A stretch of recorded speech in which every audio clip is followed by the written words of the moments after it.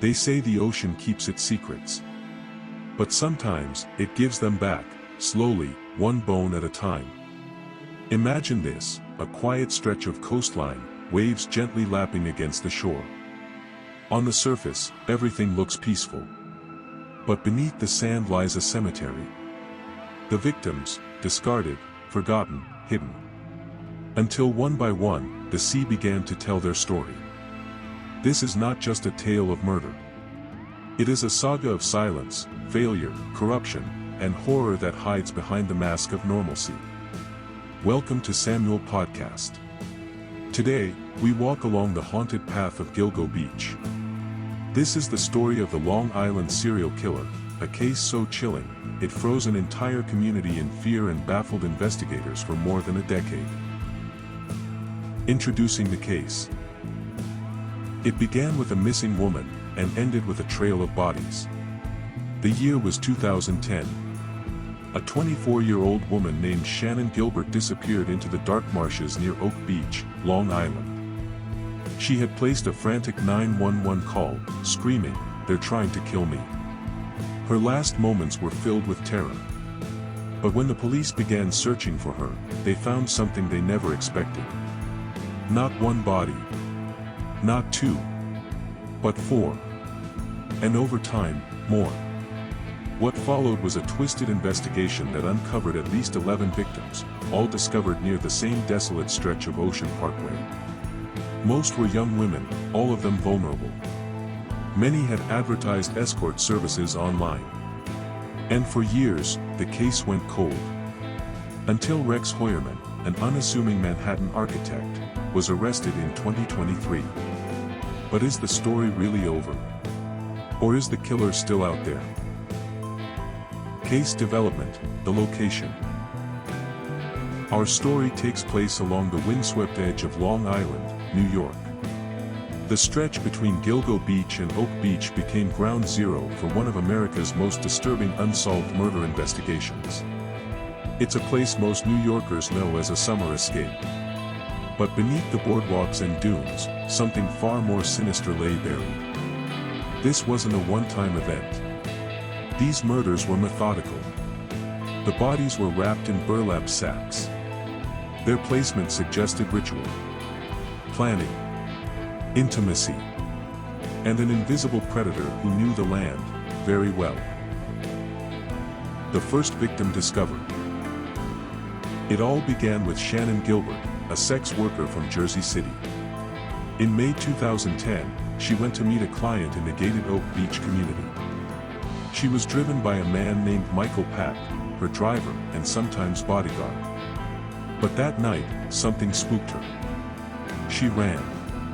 From the house. From her driver. Into the darkness. She called 911 and cried out for help. Then, silence. 7 months later, a Suffolk County police officer named John Malia and his K-9 partner were conducting a training exercise along Ocean Parkway. What they found was not Shannon. It was another woman's skeleton, wrapped in burlap. Days later, they found another. And another. And another. 4 women in total, all within a quarter mile of each other. And Shannon Gilbert? Her body wouldn't be found until over a year later, outside the pattern.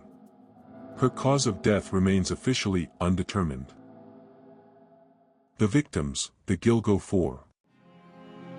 The first 4 victims discovered became known as the Gilgo Four. The first victim, Maureen Brainerd Barnes, 25. A mother from Connecticut, disappeared in 2007 while visiting New York City. The second victim, Melissa Barthélemy, 24. From the Bronx. Her sister received chilling calls from Melissa's phone after her disappearance. The third victim, Megan Waterman, 22. A young mother from Maine, last seen leaving her hotel in Hauppauge in 2010. The fourth victim, Amber Lynn Costello, 27. A spirited woman from North Carolina, living in West Babylon. She vanished in September 2010. Each woman advertised escort services online through Craigslist. They weren't just statistics. They were daughters, sisters, mothers, and they were being hunted. Investigation and roadblocks. Initially, the investigation stalled. There was infighting between Suffolk County and Nassau County Police. Leads were mismanaged. The FBI was kept at arm's length by Suffolk Police Chief James Burke, who would later be convicted for unrelated corruption charges and for assaulting a suspect in custody. This lack of cooperation allowed the killer, possibly killers, to remain undetected for years. The police were not just behind, they were walking blind. The suspects and the breakthrough. For years, the case saw dozens of false leads. Several suspects surfaced, including a former doctor in Oak Beach, Shannon Gilbert's client that night, her driver, even conspiracies involving police officers. But none of these led to charges. Then, in 2022, a witness recalled seeing a green Chevrolet Avalanche near where Amber Costello was last seen. This was a critical lead. Investigators used cell tower pings, burner phones, and DNA evidence collected from discarded items. One of those items, a slice of pizza. It led them straight to Rex Hoyerman. Rex Hoyerman, the accused. Hoyerman was not who you'd expect. He lived a quiet life in Massapequa Park, just a short drive from Gilgo Beach. He was an architect, a husband, a father of two. He commuted daily into Manhattan. Seemingly, just another guy on the subway. But behind closed doors, Hoyerman allegedly lived a double life. Investigators believe he used burner phones to communicate with victims. He had disturbing search histories and was linked through DNA, found on burlap and on the remains themselves. Hairs from his wife and daughter were discovered on the victims, suggesting the bodies were stored at his home.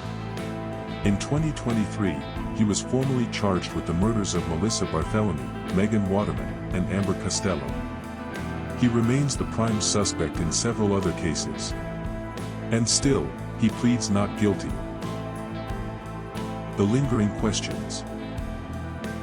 Is Hoyerman the only one? The bodies found near Gilgo Beach vary in age, method, and condition. Some were dismembered. Others intact. Some buried together. Others scattered miles apart. There are theories of multiple killers, copycats, or an accomplice. And then, there's Shannon Gilbert. Her autopsy was inconclusive. Her family insists she was murdered. The police? They say she drowned. Her case, to this day, is not included in the official Long Island serial killer count. But her story started it all. Over a decade has passed. 11 victims confirmed. Countless questions unanswered. Justice may have knocked, but the truth still hides in the shadows. The Long Island serial killer case teaches us about the failures of institutions, about the vulnerability of the voiceless, and the evil that walks in daylight, disguised as a neighbor, a friend, or a family man. Now I want to hear from you. Do you think Rex Hoyerman is the only killer? What are your thoughts on how law enforcement handled this case? Is there still someone out there, watching Gilgo Beach? Let us know in the comments. And if this story gripped you, please like, share, and subscribe to Samuel Podcast. Your support helps us continue shining a light into the darkest corners of the human experience. Until next time, stay curious, stay safe, and remember, the silence of the sea doesn't mean it's empty. Sometimes, it means the truth is just waiting to be uncovered.